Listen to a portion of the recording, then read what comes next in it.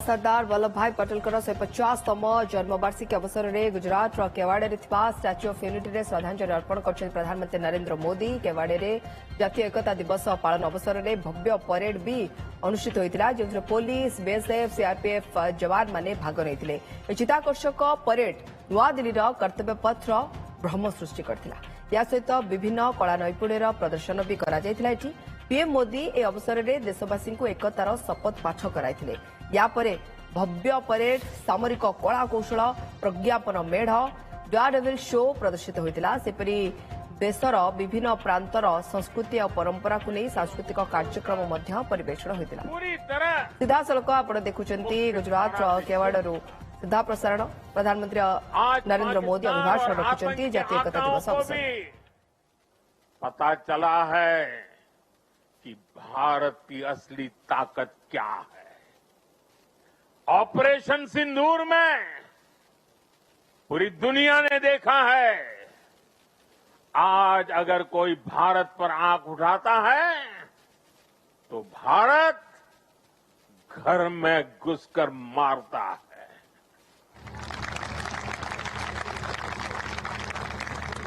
हर बार भारत का जवाब पहले से बड़ा होता है, पहले से ज्यादा निर्णायक होता है।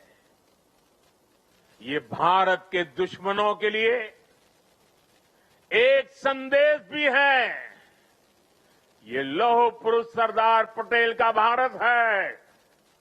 ये अपनी सुरक्षा और सम्मान से कभी भी समझौता नहीं करता है। साथियों, राष्ट्रीय सुरक्षा को लेकर पिछले 11 साल में भारत की सबसे बड़ी सफलता है नक्सलवाद, माओवादी आतंक की कमर तोड़ना।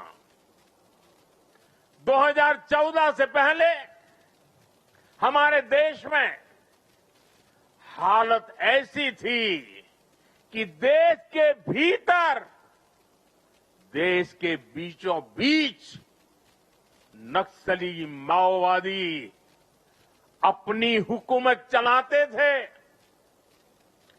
नक्सली क्षेत्रों में देश का संविधान नहीं चलता था।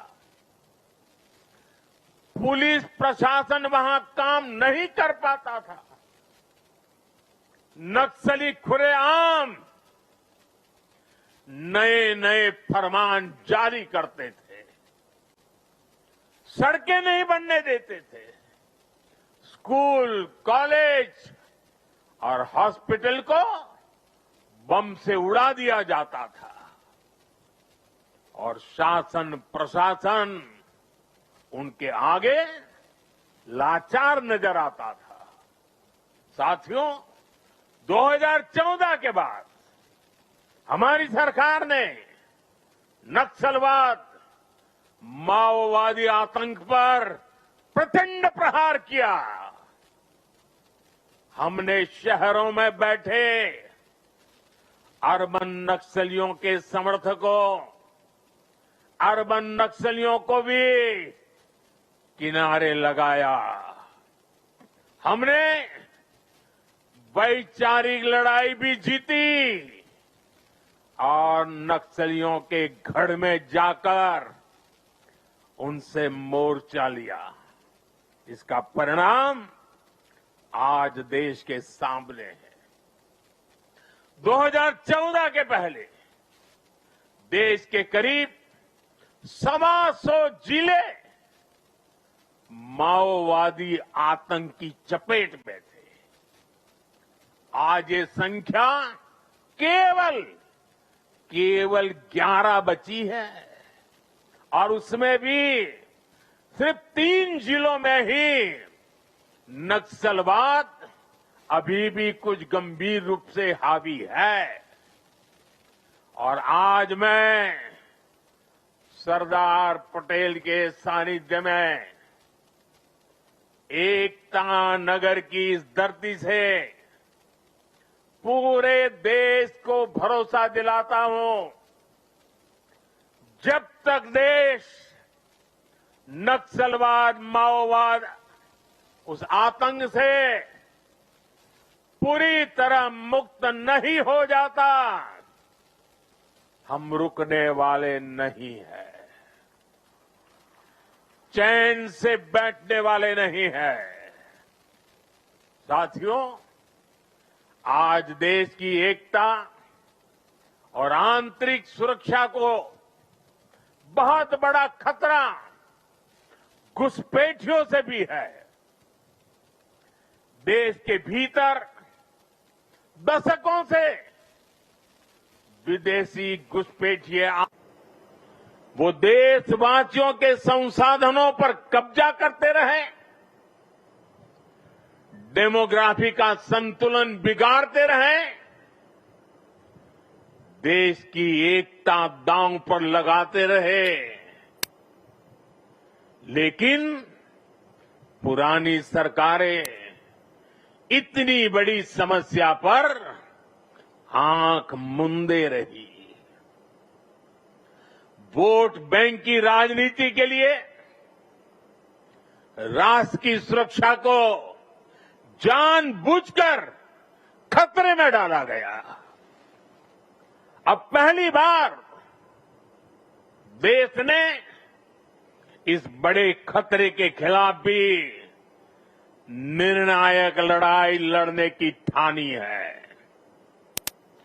लाल किले से मैंने डेमोग्राफी मिशन का ऐलान किया है, लेकिन साथियों, अब आज जब हम इस विषय को गंभीरता से उठा रहे हैं, तो कुछ लोग देश हित से ज्यादा अपने स्वार्थ को ऊपर रख रहे हैं। ये लोग घुसपैठियों को अधिकार दिलाने के लिए राजनीतिक लड़ाई लड़ रहे हैं। इनको लगता है कि देश एक बार टूट गया, आगे भी टूटता रहे, इनको कोई फर्क नहीं पड़ता।